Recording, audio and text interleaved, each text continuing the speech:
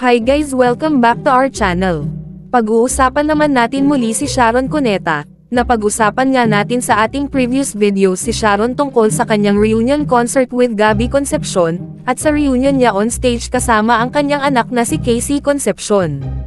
Naging emotional nga si Sharon sa reunion niya with Casey at nag-sorry pa ito kay Casey Concepcion.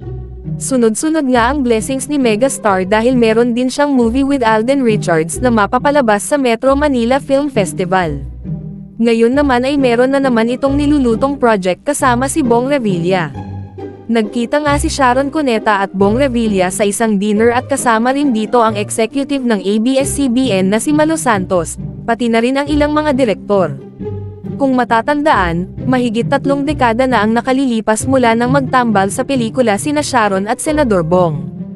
Ito ang romantic film na, Pangako Sa'yo, na ipinalabas noon pang 1992. Wala pa naman formal na announcement tungkol sa project pero ito talaga ay kinatuwa ng kanilang mga tagahanga at nag-request na sana ito na ang sign ng kanilang magiging project together. So ano say ninyo dito guys? Comment your thoughts below and don't forget to subscribe to our channel.